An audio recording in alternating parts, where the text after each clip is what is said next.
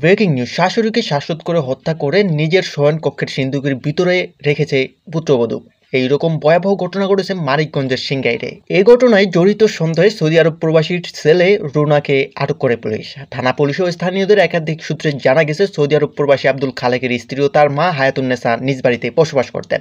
প্রায় শাশুড়িকে না বলে ছেলের বউ রুনা বেগম তার বন্ধুদের সঙ্গে ঘুরতে যেতেন। বাইরে যেতে তাকে বারণ করলেও শাশুড়ি কথা আমলেন তিনি, উল্টো আরো বেপরোয়া হয়ে ওঠে। এ নিয়ে বউ শাশুড়ির মধ্যে একাধিক ঝগড়া হয়। শনিবার সন্ধ্যার পর হায়াতুন্নেসা হঠাৎ নিখোঁজ হন। তাকে কোথাও খুঁজে পাওয়া যাচ্ছিল না। রবিবার 6 অক্টোবর সকালে ছেলের বউ রুনা বেগমও বাড়ি থেকে বের হয়ে যান। বিকেলবেলা তার মাকে নিয়ে স্বামীর বাড়িতে আসেন রুনা বেগম। তাদের কথাবার্তা ও আচরণে সন্দেহ হয় স্বজনদের। এক পর্যায়ে চাপের মুখে শাশুড়িকে শ্বাসরোধ করে হত্যার কথা স্বীকার করেন ছেলের বউ। তার কথা মতে সন্ধ্যার পর শয়নকক্ষে রাখা সিন্দুকের ভিতর থেকে হায়াতুন্নেসার মরদেহ উদ্ধার করা হয়। এ সময় গ্রামবাসীর সহযোগিতায় রুনা বেগম ও তার মাকে আটক করে থানা পুলিশকে জানান স্বজনরা।